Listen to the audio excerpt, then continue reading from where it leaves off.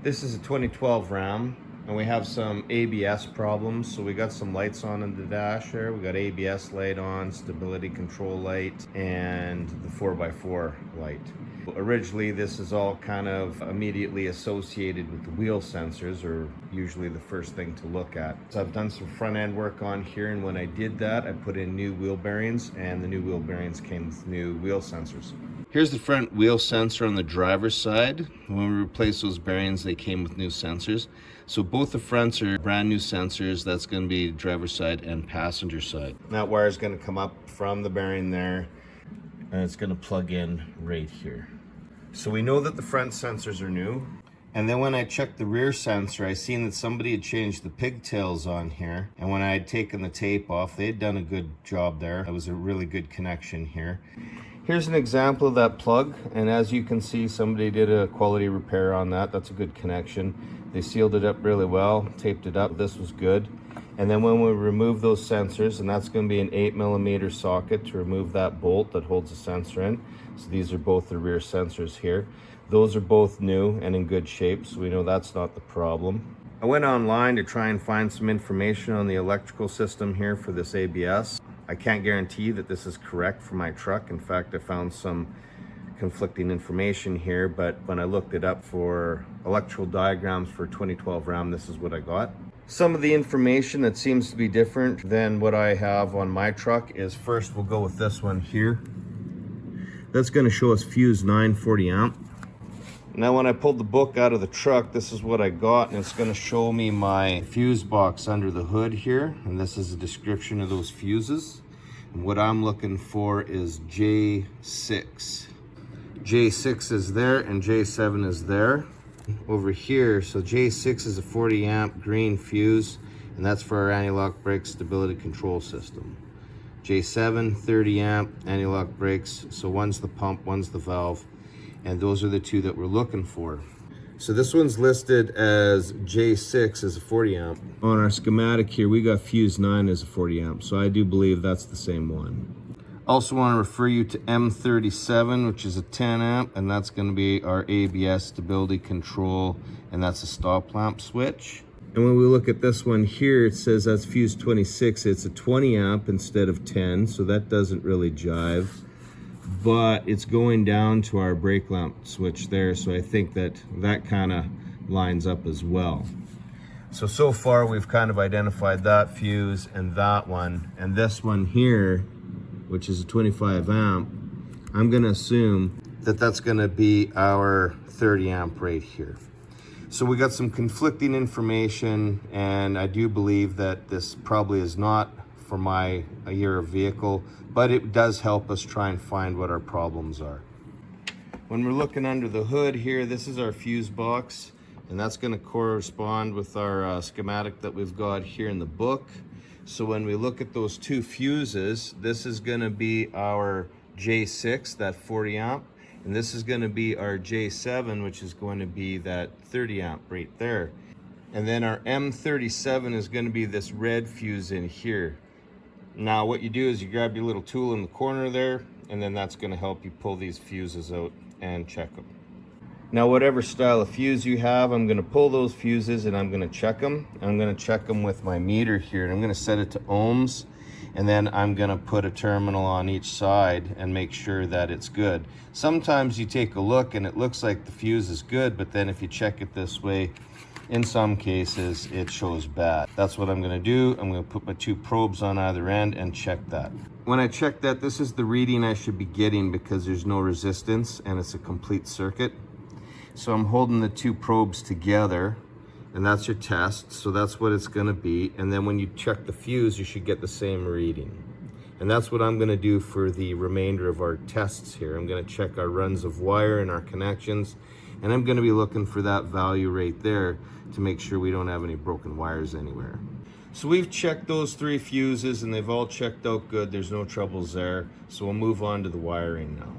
Here's going to be your ABS control module over here beside the battery, and this is the plug that you want to take off. Now this isn't going to come off nice, and in fact on my plug here, one of my tabs broke.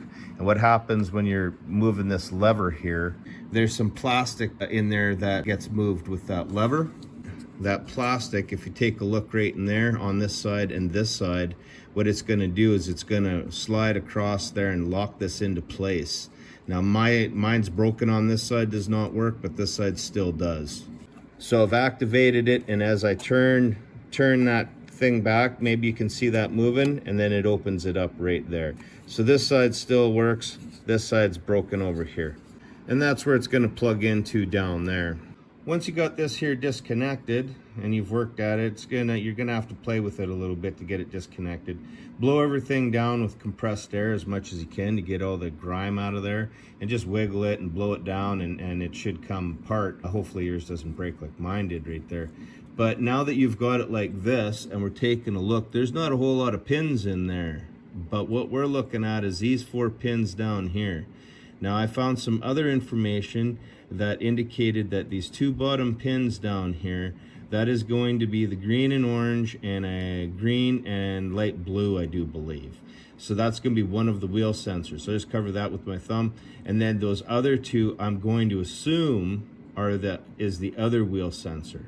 I was probing from here with the orange and yellow down to this plug right here. So this is where it plugs in, and this plug will plug into that one over there. Now ordinarily that plug is going to be right here, but what I did to try and get some more room was I took my plug-in wiring and I pushed it over top of the frame rail, so now it's resting on the other side. The reason I did that was now I've got more run of wire to look at and try and identify the wires that we're looking for here. Now that this is dangling here, I removed more of the sleeve up higher so that I could identify my wires in here. Right here are the 2 that we're looking at. One's going to be a green and orange, and one's going to be a green and yellow. Those ones kind of pop out. Those are the ones that I'm looking at. Now they're twisted pairs, and then they come in here and you follow that in. There's no wires for those 2 center ones, and then directly below that should be the orange and green pair, and the one beside where I have my loop in, that should be the yellow and green side. So those are the 4 wires that we're checking for our rear wheel sensors. You see there where there's no wires in the center, directly above that is the orange and green and its matching wire, and then beside that is the yellow and green and its matching wire. So that corresponds with our plug down there. And then also, if we take a look and we bring this up, we're gonna find that they're a twisted pair as well. Now, why do I keep saying that it's a twisted pair? When we go back to this page here, it's gonna tell us that our left rear is a twisted pair, and that's gonna be our dark green and yellow. And then the right rear is a twisted pair, and that's gonna be our dark green and orange. Now what we wanna do is we wanna check those runs of wire. Here's the wiring to our driver's side wheel sensor. I disconnected the pigtail here because originally I thought maybe what's happened is somebody had mixed these 2 wires up when they made that connection. And also too, I want to check and make sure that our wires are good. Now, in this case here, if we follow that up, it's just going to go to our big bundle of wires that run along the frame of the truck. There's no other plug in here to change this run of wire from the main wiring all the way down to the sensor. Now in the front here we have that. We have this gets disconnected here, and then of course the sensor is connected to the other end of our wire there. And in some cases, I think with some of these Dodge trucks, depending on the year, you will have a plug up by the frame where you can disconnect it and then you can change that wire. I don't have that option. Now originally my wire harness is going to come in through here, and it's going to be in this location. And that's where this is going to plug into it, right here. I've taken the other side and I flipped it over top of the frame rail so that it's dangling right there. It kind of gets snaked back and forth, and this is as far as I can get it. I can't take it to the other side because there's not enough room under there to get it back under the cab again. But if we follow it along, it's going to go top, so it goes the other side of the frame rail there, comes back to this side. And as we follow it along, it goes up and it ends up being like on top of the frame rail along the side of this gas tank all the way to the back. Now, if you like, you can stick your hand on top of the frame rail there and you will be able to feel it. You'll feel it in there. And you can see some of it right there. And there it is again, and it's coming up and along, and it's in here. And then we kind of lose it until it comes out there again. I don't know if you can see that or not, but the wiring to the passenger side is directly above that frame right there. It's pretty hard to see. If you get your hand in there, you can feel it. That's where the wiring from the passenger side goes to the driver's side. And then over on this end, I found this ground right here. So I've cleaned that up and reinstalled it. I did not find a ground on the passenger side, only on the driver's side over here. And then I also found that ground wire too, so I cleaned it up as well, reconnected it. Now that ground there just kind of goes up to the filler neck here for our gas nozzle. So it really has nothing to do with what we're working on, but I mean, easy enough to clean the grounds for whatever they are while I'm in here. To get it all that, I had to remove our fender skirt, and then there's gonna be a bunch of screws on the edge of the wheel well, and then you'll remove those and maybe some plastic plugs and stuff like that. Easy enough to remove, and then that gets us in here so we can see what we're looking at. What I'm gonna do is get a jumper wire, and I'm gonna put it into those two terminals that we talked about, those bottom two. Now that should be for the orange and green. I'm gonna try and find a wire that's just large enough to fit in there. And this is a solid wire as well. So I'm gonna stick that in there as my jumper wire. And then on this end of the plug, I'm gonna check with the ohms to see that we got 0. If it shows OL, then there's a break in the connection. And here we are, that's what I'm talking about right there. So those two aren't touching, so there's a break in the circuit, and that's what you're gonna see. And again, if everything's good, you should see zeros. Now when I checked that, I did get a 0 value. Everything's good on that one. Now I've moved it to those next two. According to the schematic, the orange and green was for the passenger side, and this should be for the driver's side. Another thing to mention is when I'm looping this wire, I'm checking both runs. So I'm checking both legs of that connection there. If you find that maybe you don't have a 0 value, then what you can do is you can check each run individually and find out where the break is. Again, I'm gonna come in here and check these ones. Now you'll see that those are gonna be right beside, there was the orange and green. Now the next one I'm gonna check is right beside that. When we come in here, they should be the two on this side bottom. So we got a 0 value on that one as well. So we were right in our assumption that those are the 4 wires for the 2 rear wheel sensors. And now we've proved that our connection from this plug down to this plug is good. And now we can check from that plug to the rear wheel sensor plugs themselves. What I've done is I put both jumpers in at the same time, and I've got 2 different ones so that I can tell which one's which. Now if I have this done correctly, this smaller one here, that one should be for the driver's side, and this one over here should be for the passenger side. Again, when I do this, I'm checking both runs of wire all the way there and back.